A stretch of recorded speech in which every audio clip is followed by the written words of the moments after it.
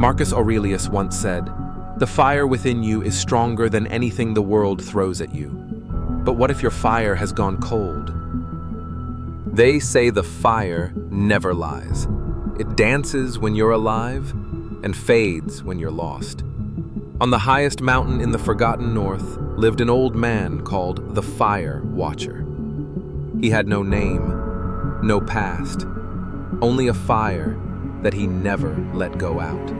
And people from all over the world came to ask him the secret to strength. But he only ever told one story. This is that story. One icy evening, a young man arrived at the Fire Watcher's cave. His clothes were torn, his eyes were red. He sat beside the fire and whispered, "I've lost everything." He spoke of failure, a business ruined, a friend betrayed, a love walked away. He said he was tired of trying, tired of starting over, tired of being strong for nothing. The Fire Watcher didn't speak. He tossed a single dry log into the fire, and it sparked violently, flames reaching the ceiling. "You see that?" the old man said. "That's not just fire, that's choice. Do you know why I sit here every night?" The Fire Watcher asked. "Because this fire is just like you. If you feed it the right things, it grows, but feed it anger, fear, or regret, and it chokes itself." The young man looked into the flames. He saw his memories like ghosts dancing in the light. The day he was laughed at in school. The phone call that changed everything. The silence of people who once said they'd always be there. And slowly, the fire grew calmer. "It's not your pain that makes you weak," the old man said. "It's your refusal to let it burn." The Fire Watcher leaned closer. "Let me ask you something. When was the last time you sat still and faced your fire?" The boy didn't answer. Most people run from it.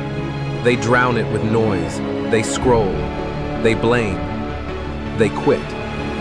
But the ones who win, they learn to sit in the smoke. He pointed to a blackened piece of wood, cracked but glowing underneath. "You don't need to be whole to burn again. You just need to be willing." The young man's eyes began to fill, but not from sadness, from release. Hours passed. The fire roared and crackled like a heartbeat. Then, suddenly, the Fire Watcher stood and placed something in the boy's hand. It was a piece of charcoal. This is what pain becomes when it survives the fire. Use it to draw your next chapter. The young man smiled, stood up straighter, and walked out into the cold morning light. Not to escape, but to begin again. So here's what the Fire Watcher teaches us. Your pain is not your enemy. Your fear is not your cage. Your failures, they are just fuel.